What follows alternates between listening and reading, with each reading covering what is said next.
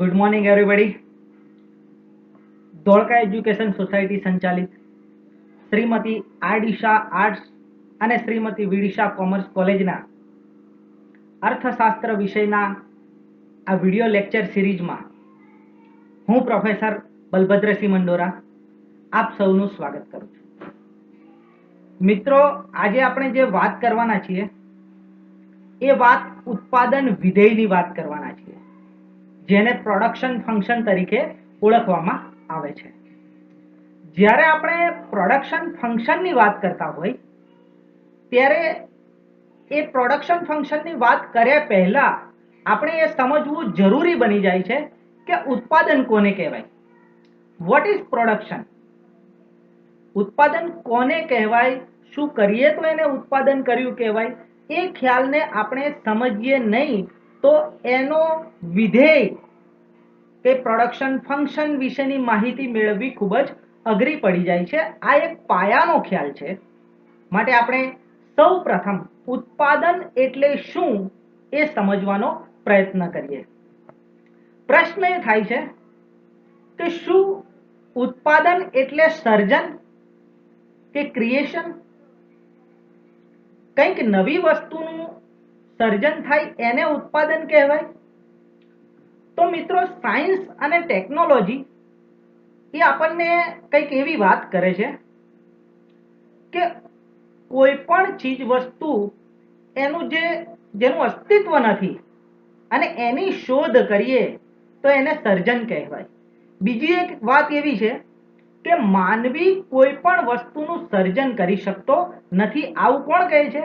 આવું સાયન્સ અને ટેકનોલોજી કહે છે. સર્જનહાર કોણ છે? પરમ કૃપાળુ પરમાત્મા, એ જેને ઈશ્વર તરીકે આપણે ઓળખીએ છીએ, એ સર્જનહાર છે.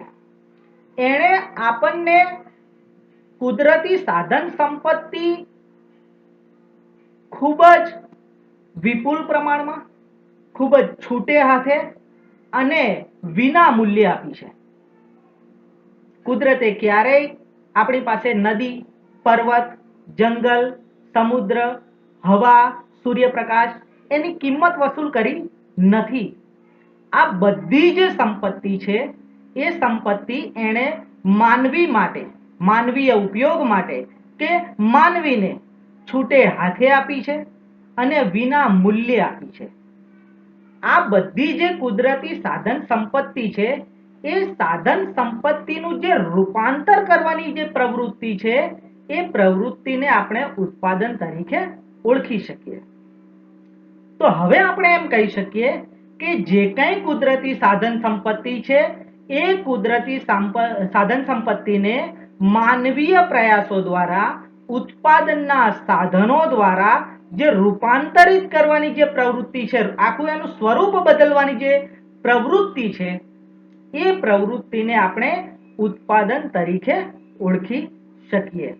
તો હવે આપણે એમ કહી શકીએ કે ઉત્પાદન એટલે સર્જન નહીં, ઉત્પાદન એટલે રૂપાંતર. હવે કેવી રીતે રૂપાંતર થાય છે? તો લોખંડ એ કુદરતી સાધન સંપત્તિ છે. આપણે માનવીય પ્રયાસો દ્વારા અથવા તો ઉત્પાદનના 4 સાધનો, જમીન, મૂડી, શ્રમ અને નિયોજન શક્તિ, આ ચારેય સાધનોએ ભેગા મળી અને એ લોખંડને ઓજારોમાં એનું રૂપાંતર કર્યું. લાકડું એ કુદરતી સાધન સંપત્તિ છે, પરંતુ માનવીએ શું કર્યું? લાકડામાંથી ફર્નિચર બનાવ્યું. માટી એ કુદરતી સાધન સંપત્તિ છે, પણ માનવીએ શું કર્યું? એ માટીમાંથી વાસણો બનાવ્યા. તો લોખંડનું રૂપાંતર આપણે ઓજારોમાં કર્યું, લાકડાનું રૂપાંતર આપણે ફર્નિચરમાં કર્યું અને માટીનું રૂપાંતર આપણે વાસણોમાં કર્યું. તો અહીંયા આપણે કઈ નવી વસ્તુનું સર્જન કર્યું નથી, પરંતુ જે કઈ ચીજ વસ્તુ લોખંડ, લાકડું કે માટી આપણને કુદરત તરફથી પ્રાપ્ત થઈ છે એ કુદરતી ચીજ વસ્તુનું આપણે ઓજારો, ફર્નિચર અને વાસણમાં શું કર્યું છે? રૂપાંતર કર્યું છે. તો ફરી એક વખત આપણે અહીં એવું કહી શકીએ કે જે કંઈ કુદરતી સાધન સંપત્તિ છે એ કુદરતી સાધન સંપત્તિને રૂપાંતરિત કરવાની જે પ્રવૃત્તિ છે એ પ્રવૃત્તિને આપણે ઉત્પાદન થયું એમ કહી શકીએ.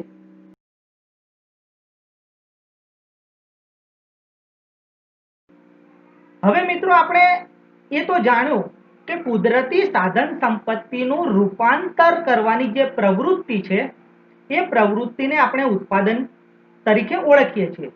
પરંતુ આ કુદરતી સાધન સંપત્તિનું રૂપાંતર થાય પણ જો તેમાં તુષ્ટિ ગુણમાં ઉમેરો ના થાય, જો તેમાં સંતોષમાં વધારો ના થાય તો તેને ઉત્પાદન થયું કહેવાય નહીં. એટલે અહીં આપણે જોવાનો પ્રયત્ન કરીશું કે આ જે કંઈ પ્રવૃત્તિ આપણે કરી એમાં આ તુષ્ટિ ગુણમાં વધારો થયો કે નહીં. જો તુષ્ટિ ગુણમાં વધારો થાય તો ઉત્પાદન થયું કહેવાય, અને જો તુષ્ટિ ગુણમાં વધારો નથી થતો તો ઉત્પાદન થયું ન કહેવાય. હવે આપણે જોઈએ, લોખંડમાંથી આપણે ઓજારો બનાવ્યા તો ઓજારોના ઉપયોગથી માનવીય સંતોષમાં વધારો થાય છે કે નહીં? થાય છે. માટે આપણે લોખંડમાંથી ઓજારોમાં રૂપાંતરિત થવાની જે પ્રવૃત્તિ છે એને આપણે ઉત્પાદન કહી શકીએ.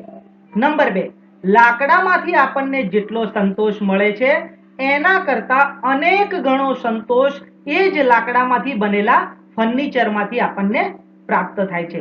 માટે લાકડામાંથી જે ફર્નિચર બને છે એ રૂપાંતરિત થવાની જે પ્રવૃત્તિ છે એ પ્રવૃત્તિને પણ આપણે ઉત્પાદન થયું કહી શકીએ.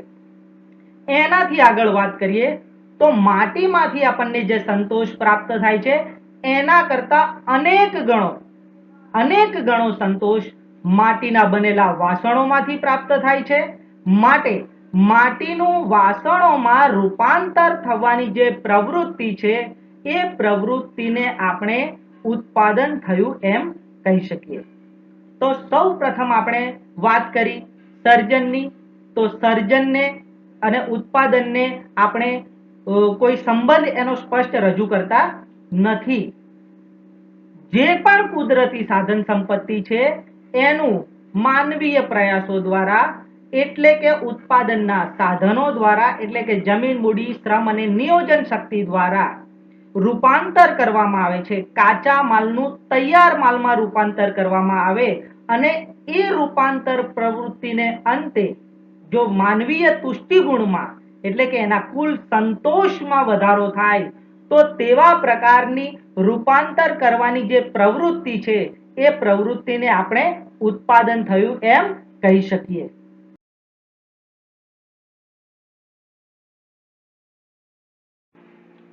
હવે ઉત્પાદન કોને કહેવાય એ તો આપણે સમજ્યા.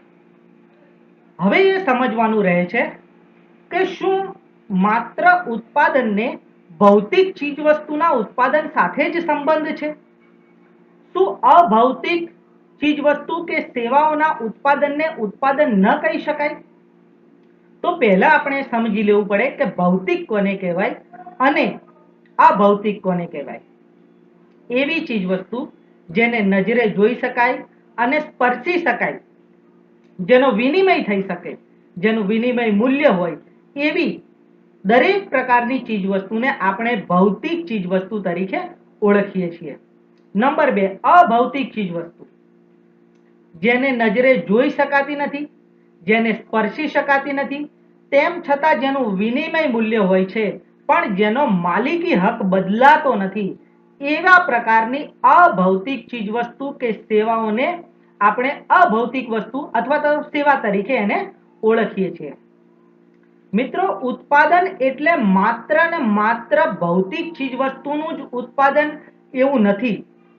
આપણે જોઈએ તો આપણી આસપાસ ઘણા બધા ડોક્ટર્સ કામ કરી રહ્યા હોય છે, ઘણા બધા ટીચર્સ કામ કરી રહ્યા હોય છે, વકીલ કામ કરી રહ્યા હોય છે, કેટલાક સંગીતકાર સંગીતની સેવાઓનું ઉત્પાદન કરી રહ્યા છે.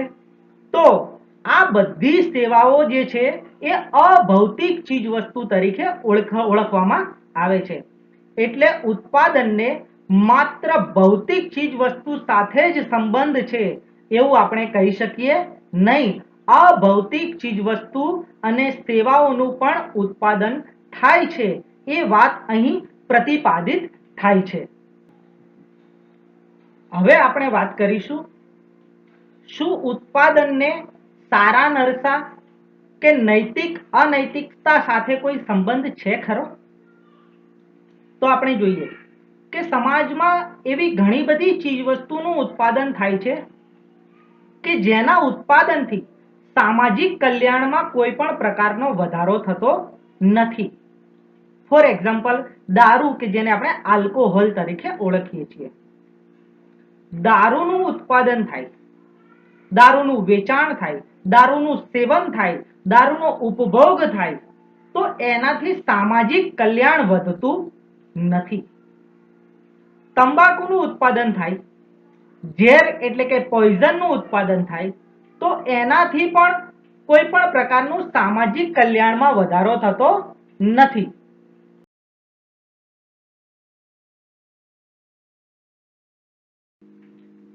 તેમ છતાં આવી ચીજ વસ્તુનું ઉત્પાદન પણ થાય છે, એનું વેચાણ પણ થાય છે, માટે આપણે એમ ન કહી શકીએ કે ઉત્પાદનને સારા નરસા કે નૈતિક અનૈતિક સાથે સંબંધ છે. ઉત્પાદનને આ કોઈ વસ્તુ સાથે સંબંધ નથી. ઉત્પાદનને સંબંધ શેની સાથે છે? તો જે કંઈ કુદરતી સાધન સંપત્તિ છે એનું રૂપાંતર થાય એને ઉત્પાદન કહેવાય. જે કંઈ કાચો માલ છે એનું તૈયાર માલમાં રૂપાંતર થાય તો એને ઉત્પાદન કહેવાય. એવું નહીં કે માત્ર સમાજ કલ્યાણને લગતી ચીજ વસ્તુના ઉત્પાદનને જ ઉત્પાદન કહેવાય, એવું નથી. દારૂ હોય, તંબાકુ હોય, પોઈઝન એટલે કે ઝેર હોય, આ બધી ચીજ વસ્તુ પણ એવી ચીજ વસ્તુ છે કે એ કાચા માલમાંથી તૈયાર માલમાં એનું રૂપાંતર થાય છે, માટે એનું પણ ઉત્પાદન થયું કહેવાય. હવે આ જે આખું ઉત્પાદન છે, જે આખું રૂપાંતર થવાની જે પ્રક્રિયા છે, એ રૂપાંતર થવાની પ્રક્રિયા ઘણી બધી રીતે થાય છે. પહેલો પ્રકાર છે સ્વરૂપ પરિવર્તન. ઉત્પાદન પહેલા તો કોને કહેવાય? કોઈ પણ ચીજ વસ્તુના રંગ, રૂપ, કદ, આકાર, ગંધ, સ્વાદ અને એની ગુણવત્તામાં પરિવર્તન કરવામાં આવે અને એનાથી જો તુષ્ટિ ગુણમાં વધારો થાય તો તેને ઉત્પાદન થયું કહેવાય. આપણે પહેલી વાત કરીએ સ્વરૂપ પરિવર્તન. એનું આખું સ્વરૂપ બદલાઈ જાય. જેમ કે કુદરત તરફથી આપણને કેરી પ્રાપ્ત થાય છે, તો કેરીનો પણ આપણે વપરાશ કરીએ છીએ, એમાંથી પણ આપણને સંતોષ પ્રાપ્ત થાય છે. પણ એ કેરીમાંથી કેરીનો રસ બનાવવામાં આવે તો જેટલો સંતોષ આપણને કેરીમાંથી પ્રાપ્ત થાય છે એના કરતા ઘણો બધો વધારે સંતોષ આપણને કેરીના રસમાંથી પણ પ્રાપ્ત થાય છે. અહીંયા કેરીનું રૂપાંતર થયું તો તેને ઉત્પાદન થયું કહેવાય. બીજું એક ઉદાહરણ લઈએ કે દૂધ. દૂધનો આપણે ઉપભોગ કરીએ કે વપરાશ કરીએ તો આપણને દૂધમાંથી ઘણો બધો સંતોષ પ્રાપ્ત થાય છે. પરંતુ એ દૂધ આઈસ્ક્રીમની કંપનીમાં કાચા માલ તરીકે કામ કરે છે અને એ દૂધનો એટલે કે કાચા માલનું તૈયાર માલમાં રૂપાંતર થાય છે, એટલે કે દૂધમાંથી જ્યારે આઈસ્ક્રીમ બને છે ત્યારે દૂધમાંથી આપણને જેટલો સંતોષ પ્રાપ્ત થતો હતો એના કરતા અનેક ગણો સંતોષ આપણને એ દૂધમાંથી બનેલા આઈસ્ક્રીમમાંથી પ્રાપ્ત થાય છે. તો અહીંયા સ્વરૂપ પરિવર્તન કરવામાં આવ્યું. કાચા માલનું તૈયાર માલમાં રૂપાંતર થયું, એટલે કે સ્વરૂપ પરિવર્તન થયું. એને લીધે તુષ્ટિ ગુણમાં પણ વધારો થયો અને એના વિનિમય મૂલ્યમાં પણ વધારો થયો. માટે આપણે સ્વરૂપ પરિવર્તનની જે પ્રક્રિયા છે એ પ્રક્રિયાને પણ ઉત્પાદન થયું એમ કહી શકીએ.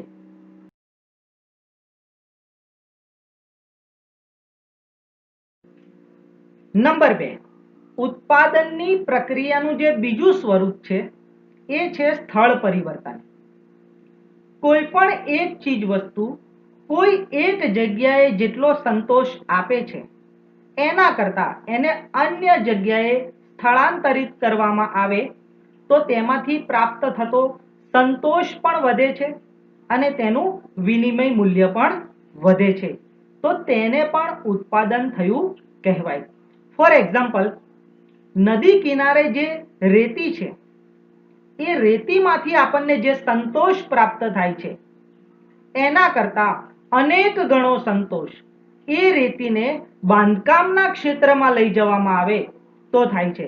નદી કિનારે જે રેતી છે એનું જે વિનિમય મૂલ્ય છે એના કરતા અનેક ગણું એનું વિનિમય મૂલ્ય બાંધકામના ક્ષેત્રમાં એને સ્થળાંતરિત કરવામાં આવે તો થાય છે. તો આ રીતે કોઈ પણ ચીજ વસ્તુનું સ્થળ પરિવર્તન કરવામાં આવે તો એના તુષ્ટિ ગુણમાં અનેક ગણો વધારો થાય છે. તો તેને પણ ઉત્પાદન થયું કહેવાય. સમય પરિવર્તન કોઈ પણ ચીજ વસ્તુનો ઉત્પાદિત સમયે એ જે કંઈ આપણને સંતોષ આપે છે અને એનો સંગ્રહ કરી રાખવામાં આવે અને પછી યોગ્ય સમયે અથવા તો બીજી રીતે આપણે એવું કહી શકીએ કે જ્યારે એ ચીજ વસ્તુની છત હોય એ ચીજ વસ્તુ આપણને પુષ્કળ પ્રમાણમાં પ્રાપ્ત હોય એવા સમય કરતા જ્યારે એની અછત હોય એવા સમય સુધી એ ચીજ વસ્તુનો સંગ્રહ કરી રાખવામાં આવે અને અછતના સમયે એ ચીજ વસ્તુ આપણે કોઈને આપી શકીએ અથવા તો પ્રદાન કરી શકીએ તો તેમાંથી મળતો જે સંતોષ છે એ સંતોષની માત્રામાં પહેલા કરતા ઘણો બધો વધારો થાય છે. તો અહીંયા સમય પરિવર્તનને પણ ઉત્પાદન સાથે સંબંધ છે. જેમ કે આઈસ્ક્રીમનું ઉત્પાદન આખું વર્ષ થાય છે તેમ છતાં આઈસ્ક્રીમનો વપરાશ જે છે એ વપરાશ શિયાળામાં કરવામાં આવે એના કરતા ઉનાળામાં એનો વપરાશ કરવામાં આવે તો શિયાળા કરતા ઉનાળામાં આપણને એ જ આઈસ્ક્રીમમાંથી પ્રાપ્ત થતો સંતોષ અનેક ગણો વધારે મળે છે. તો આ રીતે જે સમય પરિવર્તન કરવાની જે પ્રક્રિયા છે એ પ્રક્રિયાને પણ ઉત્પાદન સાથે સંબંધ છે અથવા તો તેને પણ ઉત્પાદન થયું એવું આપણે કહી શકીએ.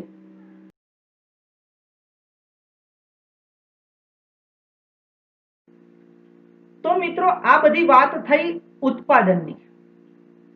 હવે એ સમજવું જરૂરી બની જાય છે કે ઉત્પાદનનો આધાર શેના ઉપર છે. ઉત્પાદનનો આધાર ઉત્પાદનના સાધનો એટલે કે જમીન, મૂડી, શ્રમ અને નિયોજન શક્તિ એ ઉત્પાદનના 4 સાધનો છે.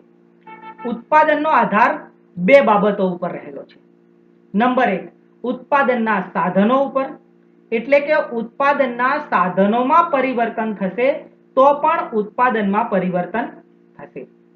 એટલે ઉત્પાદનનો પહેલો આધાર ઉત્પાદનના સાધનો ઉપર રહેલો છે અને ઉત્પાદનનો બીજો આધાર ઉત્પાદન અને ઉત્પાદનના સાધનો વચ્ચે જે ભૌતિક સંબંધ છે જે ટેકનિકલ સંબંધ છે એના ઉપર રહેલો છે.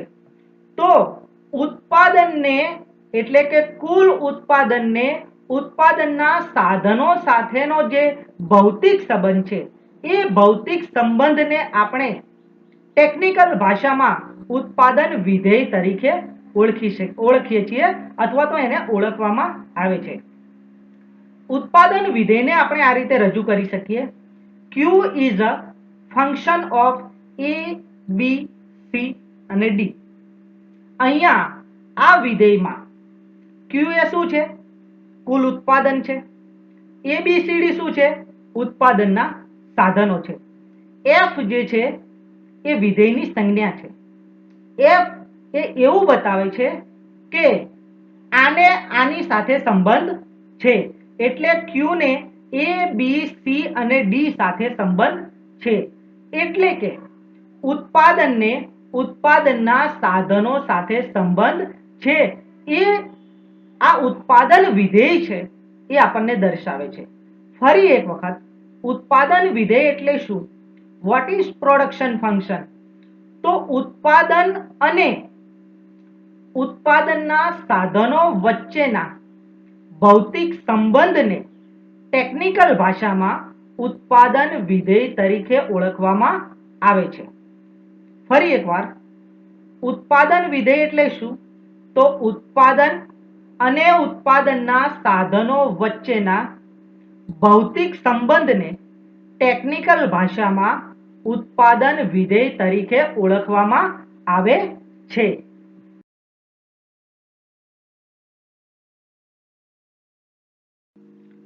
તો આ વાત થઈ ઉત્પાદન વિધેયની. Q is a function of A, B, C, D, જ્યાં Q એ ઉત્પાદન છે, A, B, C અને D ઉત્પાદનના સાધનો છે. ઉત્પાદનને ઉત્પાદનના સાધનો સાથે સંબંધ છે, એટલે કે ઉત્પાદનના સાધનોમાં વધારો થશે તો ઉત્પાદનમાં પણ વધારો થશે એવું આપણે કહી શકીએ. આ વિધેયનું બીજું એક સ્વરૂપ છે Qm is a function of Am, Bm, Cm અને Dm, જ્યાં Q એ કુલ ઉત્પાદન છે, A, B, C અને D એ ઉત્પાદનના સાધનો છે, M જે છે એ વધારો દર્શાવે છે. તો અહીંયા આપણે એવું કહી શકીએ કે ઉત્પાદનમાં વધારો થશે ક્યારે? ઉત્પાદનના સાધનોમાં વધારો થશે ત્યારે ઉત્પાદનમાં પણ વધારો થશે. એ બાબતને આપણે અહીંયા થોડી સ્પષ્ટતા કરવાનો પ્રયત્ન આ રીતે આપણે કરી શકીએ. એટલે ઉત્પાદન વિધેય એટલે કુલ ઉત્પાદન અને ઉત્પાદનના જે સાધનો છે એ બંને વચ્ચેનો જે ટેકનિકલ સંબંધ છે, ભૌતિક સંબંધ છે, એ ભૌતિક સંબંધને ટેકનિકલ ભાષામાં આપણે રજૂ કરવું હોય અથવા તો કહેવું હોય તો આપણે તેને ઉત્પાદન વિધેય એમ કહી શકીએ.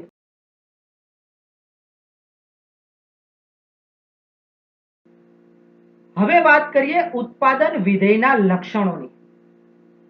ઉત્પાદન વિધેયના મુખ્ય 3 લક્ષણો છે, જેમાંનું પહેલું લક્ષણ છે કે ચોક્કસ સાધન સંયોજન દ્વારા વધુમાં વધુ કેટલું ઉત્પાદન મેળવી શકાય એ ઉત્પાદન વિધેય આપણને જણાવે છે કે અથવા તો ઉત્પાદન વિધેય દ્વારા આપણે જાણી શકીએ છીએ. એટલે ચોક્કસ સાધન સંયોજન દ્વારા જમીન મૂડી શ્રમ અને નિયોજન શક્તિની મદદથી આપણે વધુમાં વધુ કેટલું ઉત્પાદન મેળવી શકીએ એ આપણને ઉત્પાદન વિધેય દ્વારા ખબર પડે છે. અથવા તો ચોક્કસ ઉત્પાદન મેળવવું હોય તો કેટલા પ્રમાણમાં એનું સાધન સંયોજન આપણે ગોઠવવું પડે એની માહિતી આપણને ઉત્પાદન વિધેય દ્વારા પ્રાપ્ત થાય છે. તો આ એનું પહેલું લક્ષણ છે.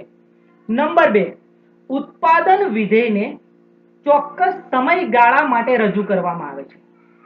એટલે કે આ ટૂંકા ગાળાનું ઉત્પાદન વિધેય છે કે લાંબા ગાળાનું ઉત્પાદન વિધેય છે અને એને આધારે ઉત્પાદન વિધેય કેવા પ્રકારનું કાર્ય કરશે એનો આધાર ચોક્કસ સમયગાળાની ઉપર રહેલો છે. ત્રીજું, ટેકનોલોજીમાં પરિવર્તન થતા ઉત્પાદનમાં પણ પરિવર્તન થાય છે. એનો મતલબ એમ છે કે ઉત્પાદન વિધેયમાં પરિવર્તન થાય એટલે કે ઉત્પાદનના સાધનોમાં પરિવર્તન થાય પણ ટેકનોલોજીમાં પરિવર્તન ન થાય તો કદાચ એવું બની શકે કે ઉત્પાદનમાં પરિવર્તન ન પણ થાય. એને આપણે બીજી રીતે એ રીતે રજૂ કરી શકીએ કે જૂનું ઉત્પાદન વિધેય હોય એટલે કે ઉત્પાદનના સાધનોમાં પરિવર્તન ન થાય, ઉત્પાદનના સાધનો યથાવત હોય પણ ટેકનોલોજીમાં પરિવર્તન થાય તો એના એ જ સાધનો વડે આપણે પહેલા કરતા વધારે ઉત્પાદન મેળવી શકીએ. કૃષિ ક્ષેત્ર સાથે આપણે જો આને સાંકળીએ તો એ જ જમીન હતી, એ જ પાણી હતું, પરંતુ જૂની પુરાણી ટેકનોલોજીની મદદથી આપણે જ્યારે ખેતી કરતા હતા એના કરતા હવે અદ્યતન ટેકનોલોજીથી આપણે જ્યારે ખેતી કરીએ છીએ ત્યારે કુલ ઉત્પાદનમાં વધારો થતો જોવા મળે છે. માટે આપણે કહી શકીએ કે ટેકનોલોજીમાં પરિવર્તન થાય તો ઉત્પાદનમાં પણ પરિવર્તન થાય છે. અહીં ઉત્પાદન વિધેયના આપણે 3 લક્ષણોની વાત કરી. નંબર 1, ચોક્કસ સાધન સંયોજન દ્વારા વધુમાં વધુ કેટલું ઉત્પાદન મેળવી શકાય એ આપણને ઉત્પાદન વિધેય દ્વારા જ ખબર પડે છે. અથવા તો ચોક્કસ ઉત્પાદન મેળવવા માટે કેવા પ્રકારનું સાધન સંયોજન ગોઠવવું એ આપણને એની માહિતી ઉત્પાદન વિધેય દ્વારા પ્રાપ્ત થાય છે. નંબર 2, ઉત્પાદન વિધેયને ચોક્કસ સમયગાળા માટે રજૂ કરવામાં આવે છે. અને નંબર 3, ટેકનોલોજીમાં પરિવર્તન થાય તો ઉત્પાદનમાં પણ પરિવર્તન થાય છે.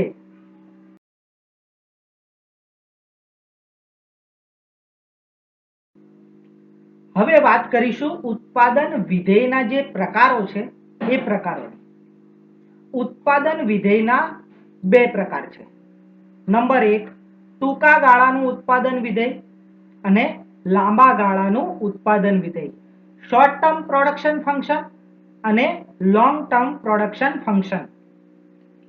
ટૂંકા ગાળાનું ઉત્પાદન વિધેય અને લાંબા ગાળાનું જે ઉત્પાદન વિધેય છે એ બંનેના એક અલગ અલગ વિડિયો લેક્ચર આપણે આગામી સમયમાં રજૂ કરવાના છીએ.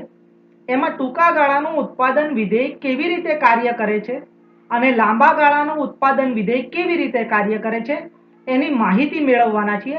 પરંતુ આ વિડિયો લેક્ચરમાં ટૂંકા ગાળાનું ઉત્પાદન વિધેય કોને કહેવાય અને લાંબા ગાળાનું ઉત્પાદન વિધેય કોને કહેવાય આપણે એની માહિતી મેળવવાનો પ્રયત્ન કરીએ છીએ. તો સૌપ્રથમ વાત કરીએ ટૂંકા ગાળાનું ઉત્પાદન વિધેય. સમયના ટૂંકા ગાળામાં ઉત્પાદનના અન્ય સાધનો સ્થિર હોય ત્યારે કોઈ એક સાધનના પ્રમાણમાં ફેરફાર કરવામાં આવે તો કુલ ઉત્પાદનમાં પણ ફેરફાર થશે. અહીંયા આપણે એ સમજી લેવું જોઈએ કે ઉત્પાદનના 4 સાધનો છે: જમીન, મૂડી, શ્રમ અને નિયોજન શક્તિ. આ 4 સાધનો પૈકી સમયના ટૂંકા ગાળામાં ઉત્પાદનના 2 સાધનો એ અસ્થિર સાધનો છે, એટલે કે પરિવર્તનશીલ સાધનો છે.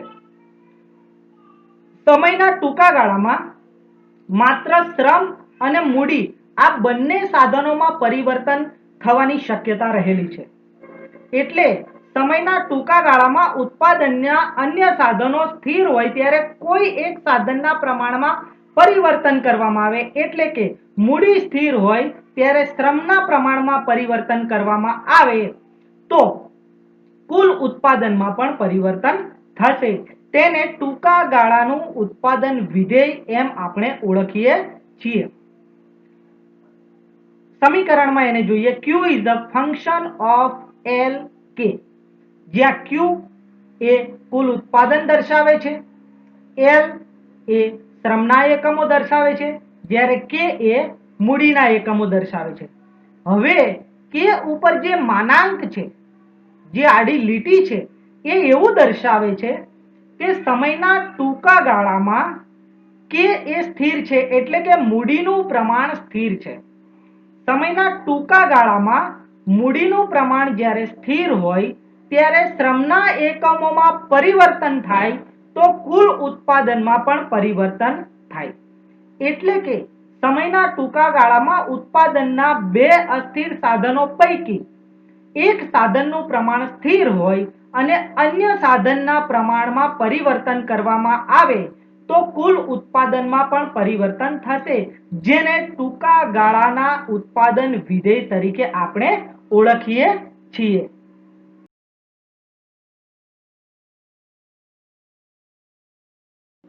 હવે આ ટૂંકા ગાળાનું જે ઉત્પાદન વિધેય છે એ ઉત્પાદન વિધેય 3 તબક્કામાં વહેંચાયેલું છે. તો આ ત્રણેય તબક્કાની આપણે વાત કરીએ તો એમાંનો જે પહેલો તબક્કો છે, તો પહેલા તબક્કામાં શું થશે? જેમ જેમ શ્રમનું પ્રમાણ વધે છે તેમ કુલ ઉત્પાદનમાં વધતા દરે વધારો થાય છે. એટલે શ્રમની સીમાંત ઉત્પાદકતા શરૂઆતમાં ઊંચી હશે. સમયના ટૂંકા ગાળામાં જેમ જેમ શ્રમનું પ્રમાણ વધારવામાં આવે છે તેમ તેમ શ્રમની સીમાંત ઉત્પાદકતામાં વધારો થતો હોવાને કારણે કુલ ઉત્પાદનમાં પણ વધતા દરે વધારો થાય છે. નંબર 2 બીજો તબક્કો. જેમ જેમ શ્રમનું પ્રમાણ વધે છે તેમ તેમ ઉત્પાદન ઘટતા દરે વધે છે. એટલે અહીં શ્રમની જે સીમાંત ઉત્પાદકતા શરૂઆતમાં જે વધતી હતી એ હવે વધતી નથી.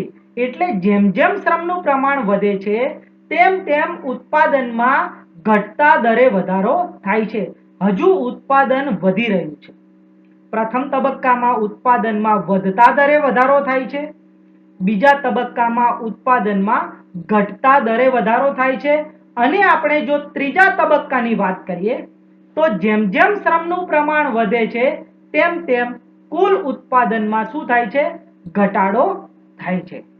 અહીંયા શ્રમ અને મૂડી એ ઉત્પાદનના એકબીજાના અવેજી સાધનો છે, પરંતુ સંપૂર્ણ અવેજી સાધનો નથી.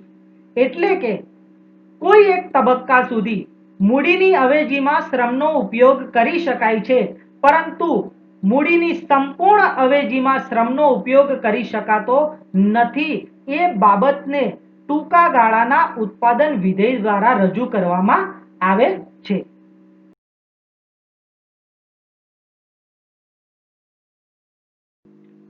તો મિત્રો આપણે ઉત્પાદન વિધેયના જે બે પ્રકારો, એમાંનો પહેલો પ્રકાર ટૂંકા ગાળાનું ઉત્પાદન વિધેય એની ચર્ચા કરી અને એની થોડી માહિતી મેળવી. હવે આપણે વાત કરીશું લાંબા ગાળાનું ઉત્પાદન વિધેય કોને કહેવાય, લોંગ ટર્મ પ્રોડક્શન ફંક્શન કોને કહેવાય, એ વિશેની આપણે ચર્ચા કરીશું. તો લાંબા ગાળાનું ઉત્પાદન વિધેય એટલે લાંબે ગાળે ઉત્પાદનના તમામ સાધનોના પ્રમાણમાં વધારો કરી શકાય છે. એટલે તમામ સાધનો વધે છે એટલે આખી પેઢીનું જે કદ છે એ આખું કદ વધે છે. તો કદ વિકાસ થાય છે અને તેના કારણે કુલ ઉત્પાદનમાં જે વધારો થાય છે તેને લાંબા ગાળાનું ઉત્પાદન વિધેય કહેવામાં આવે છે. લાંબા ગાળે ઉત્પાદનના તમામ સાધનોના પ્રમાણમાં વધારો થાય છે એટલે કે પેઢીનો કદ વિકાસ થાય છે અને એને કારણે કુલ ઉત્પાદનમાં જે વધારો થાય તેને લાંબા ગાળાનું ઉત્પાદન વિધેય કહેવામાં આવે છે, જેને આપણે કદ વિકાસના લાભો પણ કહેવામાં આવે છે. આ કદ વિકાસના લાભો જ્યારે આપણે લાંબા ગાળાનું ઉત્પાદન વિધેય ભણીશું ત્યારે ભણવાના છે કે એકમ વિભાગના વિકાસના લાભો કોને કહેવાય અને ઉદ્યોગ વિકાસના જે લાભ છે એને કોને કહેવાય. લાંબા ગાળાનું જે ઉત્પાદન વિધેય છે એને આ રીતે રજૂ કરી શકાય. Q is the function of x1, x2, x3, xn and t. હવે જે આ ઊભી લીટી દેખાય છે એ કોઈ ટેકનિકલ ફોલ્ટ રહી ગયો છે મારો પ્રેઝન્ટેશનમાં, એને કારણે દેખાય છે, તો એના માટે સોરી. આપણે એ ઊભી લીટીને ધ્યાનમાં લેવાની નથી. Q is a function of x1, x2, x3 ક્યાં સુધી? xn સુધી, એટલે ઉત્પાદનના તમામ સાધનો સુધી. અને t, t ની ઉપર જે માનાંક દેખાય છે એ માનાંક આપણને એવું પ્રતિપાદિત કરે છે, અથવા તો એ માનાંક એટલા માટે મૂકવામાં આવ્યો છે કે અહીંયા ટેકનોલોજીનું જે પ્રમાણ છે એ પ્રમાણને આપણે કેવું ધાર્યું છે? સ્થિર ધાર્યું છે. આ ઉત્પાદન વિધેયમાં Q એટલે ઉત્પાદન, x1, x2, x3 થી xn સુધી ઉત્પાદનના સાધનો અને T એટલે ટેકનોલોજી જે સ્થિર રહે છે. તો લાંબે ગાળે ઉત્પાદનના તમામ સાધનોના પ્રમાણમાં વધારો થાય, x1 થી લઈને xn સુધી જેટલા પણ ઉત્પાદનના સાધનો છે એ તમામ સાધનોમાં પરિવર્તન થશે તો કુલ ઉત્પાદનમાં પણ વધારો કે પરિવર્તન, સોરી એને પરિવર્તન કહીશું, પરિવર્તન થશે. એને આપણે કદ વિકાસના લાભો તરીકે ઓળખીશું. તો અહીંયા આપણે વાત કરી ટૂંકા ગાળાના ઉત્પાદન વિધેયની અને લાંબા ગાળાના ઉત્પાદન વિધેયની. લાંબા ગાળાના ઉત્પાદન વિધેયને આપણે કંઈક આ રીતે પણ સમજાવી શકીએ. આકૃતિમાં x ધરી ઉપર શ્રમના એકમો દર્શાવવામાં આવે છે અને y ધરી ઉપર મૂડીના એકમો દર્શાવવામાં આવ્યા છે. જ્યારે મૂડીનું પ્રમાણ OA છે અને શ્રમનું પ્રમાણ OC છે ત્યારે કુલ ઉત્પાદન OQ છે. આ OP જે છે એ ઉત્પાદન રેખા છે. હવે મૂડી અને શ્રમનું પ્રમાણ જેમ જેમ વધશે તેમ તેમ કુલ ઉત્પાદનમાં પણ વધારો થશે એવું આપણને લાંબા ગાળાનું ઉત્પાદન વિધેય, અહીંયા ઉત્પાદનના માત્ર બે જ સાધનોને લેવામાં આવે છે, પરંતુ લાંબે ગાળે તમામ સાધનોની સંખ્યામાં જેમ જેમ વધારો થાય છે તેમ તેમ કુલ ઉત્પાદનમાં પણ વધારો થાય છે. અને આ જે કુલ ઉત્પાદનમાં જે વધારો થાય છે એ વધારાને આપણે આ રીતે રજૂ કરી શકીએ.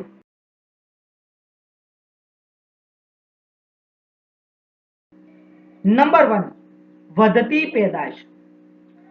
સમયના લાંબા ગાળામાં જો ઉત્પાદનના સાધનોમાં 50% વધારો થાય અને તેને કારણે કુલ ઉત્પાદનમાં 50% કરતા વધારે વધારો થાય તો તેને આપણે વધતી પેદાશ તરીકે ઓળખીશું. ફરી એક વખત, જો લાંબે ગાળે ઉત્પાદનના સાધનોમાં વધારો થશે તો ઉત્પાદનમાં પણ વધારો થશે, પણ જો ઉત્પાદનના સાધનોમાં 50%નો વધારો થાય અને એને કારણે કુલ ઉત્પાદનમાં 50% કરતા વધારે વધારો થાય તો તેને આપણે વધતી પેદાશ તરીકે ઓળખીશું. નંબર 2, સ્થિર પેદાશ. જેટલા પ્રમાણમાં ઉત્પાદનના સાધનો વધે એટલા જ પ્રમાણમાં કુલ ઉત્પાદન વધે તો તેને આપણે સ્થિર પેદાશ તરીકે ઓળખીશું. બીજા શબ્દોમાં કહીએ કે જો ઉત્પાદનના સાધનોમાં 50%નો વધારો થાય અને એને કારણે કુલ ઉત્પાદનમાં પણ 50%નો વધારો થાય તો અહીં ઉત્પાદનના સાધનો જેટલા વધ્યા કુલ ઉત્પાદન એટલું જ વધ્યું, માટે આપણે એને સ્થિર પેદાશ તરીકે ઓળખીશું. હવે વાત કરીએ ઘટતી પેદાશની. કુલ ઉત્પાદનના સાધનોમાં જેટલો વધારો થાય એના કરતા ઉત્પાદનમાં ઓછા દરે વધારો થાય તો તેને આપણે ઘટતી પેદાશ તરીકે ઓળખી શકીએ.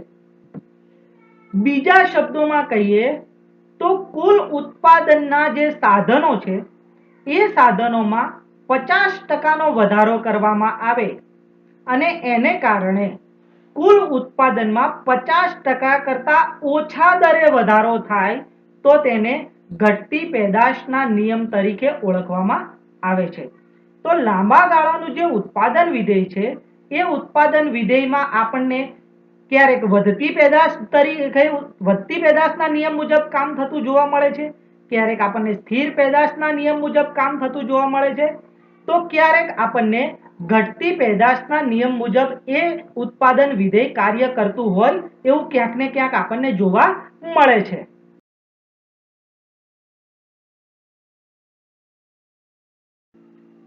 તો મિત્રો, આજનો જે આ વિડિયો લેક્ચર છે એ વિડિયો લેક્ચરમાં આપણે ઘણી બધી વાતોની ચર્ચા કરી. સૌ પહેલા વાત કરી કુલ ઉત્પાદન એટલે શું, ઉત્પાદન કોને કહેવાય, ઉત્પાદનના જે તબક્કા છે, સ્વરૂપ પરિવર્તન, સ્થળ પરિવર્તન, સમય પરિવર્તન, એની વાત કરી. ઉત્પાદન વિધેય કોને કહેવાય એની ચર્ચા કરી. ટૂંકા ગાળાનું ઉત્પાદન વિધેય કોને કહેવાય અને લાંબા ગાળાનું ઉત્પાદન વિધેય કોને કહેવાય એની ચર્ચા કરી. તો ઉત્પાદન વિધેય, પ્રોડક્શન ફંક્શન નામના આ વિડિયો લેક્ચરમાં અમે આપ વિદ્યાર્થી મિત્રોને ઉત્પાદન વિધેય એટલે શું એ મુદ્દાની સરળ ભાષામાં સમજૂતી આપવાનો પ્રયત્ન કર્યો છે.